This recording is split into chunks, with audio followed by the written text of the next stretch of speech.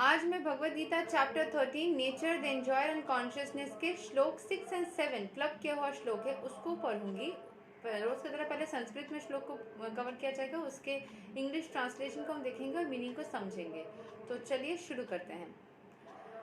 महाभूतनी अहंकरो बुद्धि अव्यक्ताम इव च इंद्रियाणि दशैकाम च पंचा चेन्द्रिया गोचरा इच्छा द्वेषा सुखम दुखम संगता चेतना धृति इतात क्षेत्रां समसेना सा विकराम उधरताम। The five great elements, false ego, intelligence, the unmanifested, the 10 senses, and the mind, the 5 sense objects, desire, hatred, happiness, distress, and the aggregate, the life systems and convictions, all these are considered in summary to be the field of activities and its interactions. तो जो पांचों senses है, false ego, फिर intelligence भी हमारा होता है, unmanifested 10 senses of mind, मतलब दिमाग में चलते हुए और भी बहुत सारे सेंसेस है जो कि हमें दिखते नहीं हैं, जो कंटिन्यूसली चलते रहते हैं। 5 सेंस ऑब्जेक्ट्स जो हमारे डिज़ायर होती है मन की, या हेट्रेड होता है, हैप्पीनेस खुशी, डिस्ट्रेस, एजिटेट, ये सारी चीज़ें जो होती हैं, ठीक है। So all of these are considered in summary to be field of activities, मतलब हमारे जो शरीर है उसके अंदर ये सारी चीज़ें चलती रहती है। तो यहाँ के एक्सप्लेनेशन को समझ लेते हैं। From all the authoritative statements of the great sages, the Vedic hymns and the aphorisms of the Vedanta Sutra, the components of the world can be understood as follows. First, there are earth, water, fire, air and ether. These are the 5 great elements, Mahabhuta. Then there are false ego, intelligence and the unmanifested stage of the 3 modes of nature. Then there are 5 senses of acquiring knowledge, the eyes, ears, nose, tongue and skin. The 5 working senses, voice, legs, hands, anus and genitals. Then above the senses there is mind, which is within and which can be called the sense within.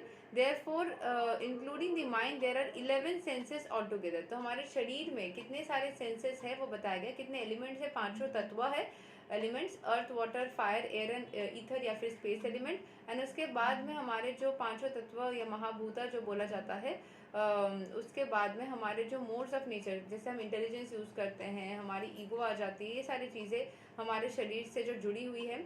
उसके बाद पांचों senses जो होते हैं, जिसके through हम knowledge को acquire करते हैं, सेंस ऑर्गन्स जो हमारी होती है, उसके बारे में बोला गया है। तब वर्किंग सेंसेस, जैसे कि बात कर रहे हैं हाथ, पैर इत्यादि, अपने शरीर के अंग प्रत्यंग को बोला गया है। और सबके ऊपर होता है मस्तिष्क, दिमाग, मन, तो जो कि दिखता नहीं है। तो ऐसे 11 सेंसेस है all together. Then there are 5 objects of senses, smell, taste, form, touch and sound. Now मतलब जैसे कि स्मेल अपने नाक से लिया, टेस्ट अपने जिह्वा से किया, आईज से अपने देखा, स्किन से अपने टच किया एंड साउंड आपने सुना। तो ये सारे ऑब्जेक्ट्स होते हैं सेंसेस के। Now the aggregate of these 24 elements is called the field of activities. If one makes an analytical study of these 24 subjects, then he can very well understand the field of activity. तो जितने भी सारी चीज़ें बोले गए, sense organs के भी forms, सब चीज़ों को कोई एक साथ में देखे तो उनको फील्ड ऑफ एक्टिविटी समझ में आएगा। Then there are desire, hatred, happiness and distress, which are interactions, representations of the 5 great elements of the gross body. तो हमारे शरीर के में जो चीज़ें हैं, उसके अलावा भी हमारे जो इच्छाएं हैं, हेट्रेड है, हैप्पीनेस है, डिस्ट्रेस, ये जो सारे फीलिंग्स हैं, इन सबको भी लिया गया है शरीर के अंदर ही, वो सारे रहने के बाद होता है। इसीलिए आत्मा बनने के बाद ये सारी जो फीलिंग्स है ना, जैसे लोग बोलते हैं मरने के बाद भूत बन के तुमको डराऊंगी, ये वो, क्योंकि आत्मा बनने के बाद ये सारी चीज़ें इतना ज़्यादा एग्जिस्ट नहीं करती और इफेक्ट नहीं करती, वो शरीर के अंदर आने से ही वो सारी चीज़ें होता है। ठीक है।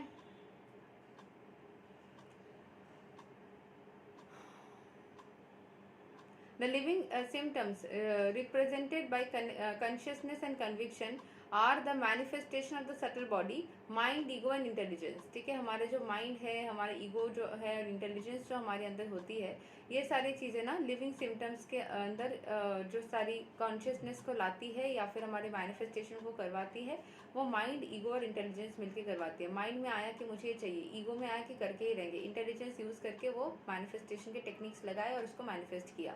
These subtle elements are included within the field of activities.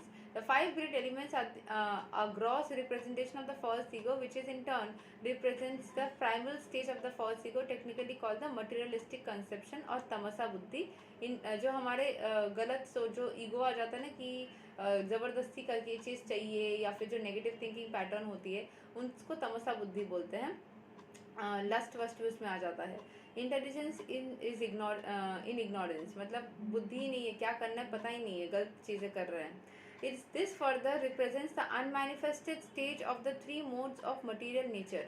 जैसे तीन मटेरियल नेचर के तीन मोड होते हैं ना, जैसे इग्नोरेंस, पैशन एंड डिविनिटी। ठीक है, ये तीन मोड्स को इन सब चीज़ों से ही हम एक्सप्रेस कर सकते हैं। The unmanifested modes of material nature are called the प्रदाना।